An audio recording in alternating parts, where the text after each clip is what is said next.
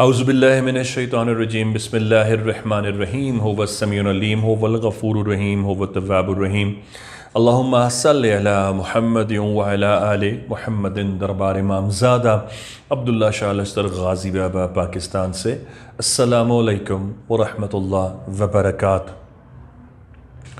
क्या आप भी कभी हॉस्टल में रहे हैं या रही हैं? क्या आप भी कभी हॉस्टल में डर और खौफ का शिकार हुए? क्या आपने भी कभी हॉस्टल में महसूस किया कुछ इन आवाज़ों में से आपको आवाज़ें आईं? अगर इन आवाज़ों में से वो आवाज़ नहीं भी थी और चंद एक मंदरजा झैल अलामत थी तो ये सेगमेंट आपके लिए है। हमें से बहुत सारे बच्चे बच्चियाँ हुसूल इल्म के लिए, तालीम के लिए जब अपने शहर से हिजरत करते हैं, चाहे वो बैरून शहर जाएं या बैरून मुल्क जाएं, तो ज़ाहिर है वो आपका अपना मुल्क और अपना शहर नहीं होता। हुसूल इल्म के लिए, हुसूल तालीम के लिए आपको वहाँ डॉर्म्स में, या जिसे हम डॉर्मेटोरी या हॉस्टल कहते हैं, वहाँ रहना पड़ता है। अब ये वो जगह होती हैं जो एक स्टेशन की मानंद होती हैं। मतलब आप आएंगे 3 महीने के लिए, साल भर के लिए, या मैक्सिमम 4 ईयर्स के लिए और आप चले जाएंगे, या आपका यूनिट शिफ्ट हो जाएगा, दूसरे लोग आ जाएंगे, दूसरी तरह के रहेंगे। तो इसी तरह लोग शिफ्ट होते रहते हैं, वो जगह भी इसी तरह से लोगों के हिसाब से कन्वर्ज होती रहती हैं, चेंज होती रहती हैं। जब कोई स्टूडेंट, लड़का या लड़की आते हैं और मूव होते हैं तो लड़कियों को भी मुख्तलिफ प्रॉब्लम्स होती हैं और लड़कों को भी मुख्तलिफ किस्म की प्रॉब्लम्स होती हैं, लेकिन नियर अबाउट सब की अलामत एक जैसी ही होती हैं। मिसाल के तौर पर मैं चंद अलामतों का जिक्र कर देता हूँ। आपकी बुक्स का शफल हो जाना, यानी आपने बुक्स कहीं रखी हैं और बड़ी याद दहानी से रखी हैं और वहाँ आपकी बुक्स नहीं मिलती। मिसाल के तौर पर रात को मिडल ऑफ द नाइट आपको पैरों के चलने की आवाज़ आए और वो इतनी साउंड ज़ोर की होती है कि आपकी आंख खुल जाए। मिसाल के तौर पर एक जो बहुत आम मिसाल अक्सर बच्चे बच्चियां बताते हैं वो ये है कि जैसे हम रात को सो रहे हैं और हमें खाने पीने के बर्तनों के इस्तेमाल करने की आवाज़ें आती हैं।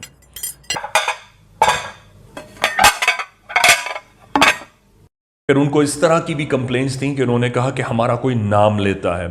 उन्होंने इस तरह से भी कहा कि हमें अक्सर मिडल ऑफ द नाइट ऐसा लगता है कि हम हॉस्टल में सो रहे हैं कि हमारा अंगूठा पकड़ कर कोई हमें जगाने की कोशिश करता है। कुछ ने यह भी कहा कि किसी ने हमारा पैर पकड़ कर घसीटा। कुछ ने मुझे ये भी बताया कि उन्हें ऐसा लगा कि उन्हें किसी ने ज़बरदस्ती करवट दी हो। यहाँ तक कि मैंने कुछ बच्चों को ऐसे भी सुना जिन्होंने मुझे आज से कई साल पहले बताया था कि अक्सर उनके साथ उस कमरे में होता था कि उनको कोई बिस्तर से गिरा दिया करता था और वो नीचे गिरते थे, तब उनकी नींद से आंख खुलती थी या जाग खुल जाती थी। कुछ लोगों की कंप्लेंट्स इस तरह से भी थी कि थके हुए आते हैं क्लास से और उनको सोना है, अब वो लाइट ऑफ करते ही उनका बदन इतना ठंडा या हो जाता है कि उनको नींद नहीं आती। क्योंकि आपको नींद आने के लिए जो केमिकल या मेडिकली स्पीकिंग है कि आपकी बॉडी टेम्परेचर का 37 डिग्री सेल्सियस पे आना ज़रूरी है। यानी कि जो आपकी बॉडी टेम्परेचर है जिस पे अल्लाह पाक ने आपकी बॉडी को पैदा किया है, उस टेम्परेचर का 98 डिग्रीज़ पर रहना ज़रूरी है, जो कि एक नॉर्मल टेम्परेचर है 97 98। अगर वो इस पर ना हो टेम्परेचर तो आपकी बॉडी सही तरह से फंक्शन नहीं कर सकती। ना आप सही तरह पढ़ सकते हैं, ना खेल सकते हैं, ना काम कर सकते हैं और ना सो सकते हैं। अगर ये बढ़ जाए तो ज़ाहिर है अल्लाह ना करे बुखार हो जाता है, और कम हो जाए तो ब्लड प्रेशर लो हो जाता है, और दोनों हालतों में नींद का आना बड़ा मुश्किल है। जब जिन्नात की प्रेजेंस नज़दीक हो तो क्योंकि उन्हें आग से पैदा किया गया है, तो जब वो जितना हमारे नज़दीक आते हैं फिज़िकली, तो हमारा बॉडी टेम्परेचर, क्योंकि हमें मट्टी से पैदा किया गया और आग से पैदा नहीं किया गया, तो हमारा बॉडी टेम्परेचर लो होना शुरू हो जाता है। और वो जितना लो होगा उतना जन्नात को हमारी बॉडी में पेनिट्रेट करने में, दाखिल होने में, एंटर होने में उतनी ही आसानी होगी। एक्चुअली इसका प्रिंसिपल बड़ा आसान है। जन्नात जब तक ह्यूमंस की बॉडी को मुकम्मल कोल्ड ना कर दें, ठंडा ना कर दें, वो आपकी बॉडी में एंटर नहीं हो सकता। ये हमेशा याद रखिएगा। ये मैं आपको बरस हा बरस के तजर्बे के बाद ये बात बता रहा हूँ जो मैंने इंसानों से भी सुनी और जन्नातों से भी सुनी, कि उन्होंने मुझे बताया कि हम उनके बदन में दाखिल ही नहीं हो सकते जब तक उनका बदन हम ठंडा ना कर दें। यही वजह है कि पहले उनकी आमद से पहले आप पर खौफ तारी होता है। जो लोग अहले ईमान होते हैं, जिनके दिल में ईमान होता है, जिनके दिल में कॉन्फिडेंस होता है, जिनको इस बात का पता है कि हम अशरफुल मखलूक़ात हैं, हमारे ऊपर बुज़ुर्गों का साया है, हमारे लिए बुज़ुर्गों की दुआ है और हम किसके मानने वाले हैं, ये कलमे का जो उनको बुनियादी तौर पर जो क़ुव्वत बख्श अमल नसीब होता है, उनकी इस कैफियत में उनका ब्लड प्रेशर लो हो ही नहीं पाता, उनका बॉडी में जो टेम्परेचर है वो कभी लो ड्रॉप होता ही नहीं है। और ये कलमे की ताजगी, कलमे की सराहत और आपकी दीन की, ईमान की मजबूती आपके ब्लड प्रेशर को ड्रॉप होने ही नहीं देती। तो जब आपका टेम्परेचर ड्रॉप नहीं होता तो वो आपके अंदर पेनिट्रेट ही नहीं हो सकते। फिर जो हॉस्टल में ये बातें अक्सर होती हैं, उसमें ज़्यादातर आपके एनवायरनमेंट का कसूर होता है और 10% लोगों का कसूर होता है। एनवायरनमेंट का कसूर कैसे होता है? देखिए, यूनिवर्सिटीज़ जब एक्सपैंड करती हैं तो वो इस बुनियाद पर नहीं करती कि उन्होंने एक मुसलमान के लिए ये हॉस्टल बनाया है या एक हिंदू के लिए बनाया या क्रिश्चियन के लिए बनाया या जू के लिए बनाया या फ़लाँ के लिए। वो तो अपनी इल्म के हिसाब से और एक बिजनेस पॉइंट ऑफ व्यू से उसको कंस्ट्रक्ट करते हैं। तो इस कंस्ट्रक्शंस के बिहाफ पे वो ये नहीं सोचते कि ये कब्रिस्तान था या उन्होंने यहाँ दरख्त काट दिए और वहाँ काट कर उन्होंने ये जगह बना दी, या उन्होंने किसी की जगह पर कब्ज़ा कर लिया, चाहे वो लीगली स्टैंड करते थे नहीं, और उन्होंने उस जगह पर कब्ज़ा करके अब वो गवर्नमेंट के बिहाफ पे उन्होंने कब्ज़ा कर लिया और वो जगह हासिल कर ली है।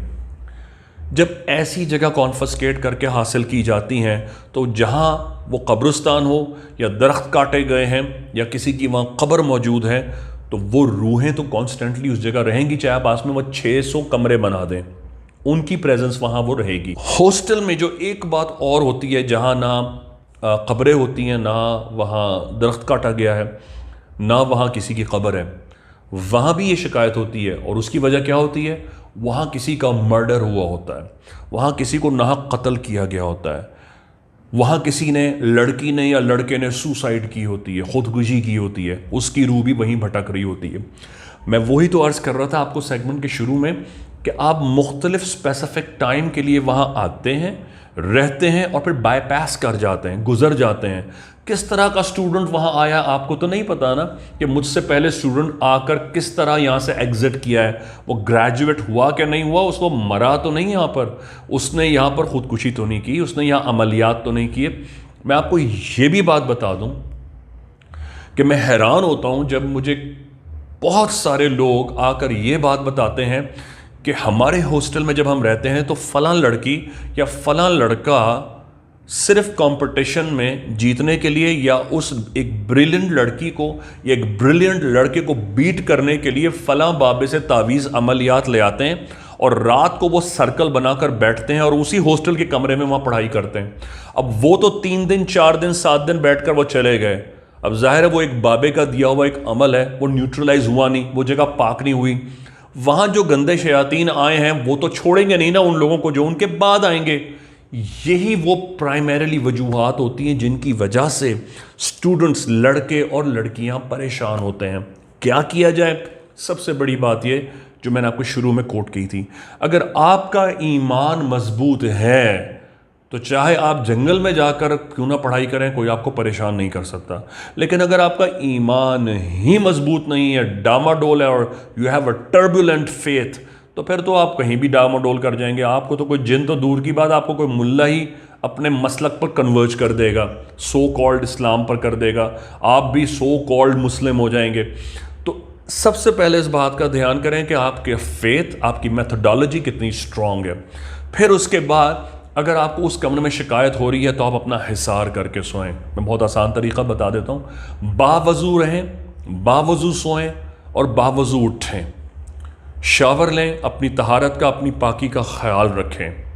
हरगिज़ और हरगिज़ कभी भी नमाज क़ज़ा ना करें। मैंने अक्सर लोगों को, जिनको मैंने ये 2 ताकीदों पर अमल करने का कहा, उनको उनके स्टूडेंट फेलोज़ के साथ कोई भी प्रॉब्लम्स आती हों, उनको ये तकलीफ़ नहीं है जिन्होंने मेरी बात पे अमल किया। क्या कि वो नमाज कायम कर ली, उन्होंने खुद वज़ू का ध्यान कर लिया, वो जहाँ रहते थे उस जगह को उन्होंने पाक रखा, उन चीज़ों ने उन्हें तंग करना छोड़ दिया। दुरूद शरीफ, सूरह फातिहा, आयतल कुर्सी, सूरह फलक, सूरह नास, ये 3 दफ़ा पढ़ें। पढ़ने के बाद 1 गिलास पानी पे दम करें और उसको आधा पिएं और बाकी आधा ढककर सिरहाने रख दें और अपने ऊपर दम करके सो जाएं। सुबह उठें तो सबसे पहले निहार मुंह बाकी आधा गिलास पानी पी लें। जब तक आप सोएंगे ये रिमेनिंग आधा गिलास पानी किसी को आपके नज़दीक नहीं आने देगा और जब सुबह उठेंगे तो यही पानी आपको सिक्योर कर देगा फर्दर आगे जाने के लिए। ये कायदा मैं उन लोगों को गिफ्ट कर रहा हूँ दरबार से जो सारी उम्र के लिए सच्चे दिल से अहद करें कि वो हर नमाज के बाद 2 रकत नफिल ईसाले सवाब गाजी बाबा के लिए पढ़ेंगे, चाहे आप दुनिया के किसी हिस्से में भी हैं। मेरी तरफ से इस अमल की आपको इजाज़त है। और अगर आप कराची में हैं तो आप महीने में 1 बार सरकार अब्दुल्ला शाह गाजी बाबा सिर्फ सलाम कर लीजिए, जो तौफीक व फूल न्याज पेश कर दीजिए, आपको इसकी इजाज़त है। अल्लाह आपको अपने हुसूल इल्म और तालीम में कामयाब करे और आपको अपने दीन पर पुख्ता और कायम रहने की इस्तिताअत और क़ुव्वत ताक़त अता फ़रमाए। बिहक़्क़ि गाज़ी या गाज़ी।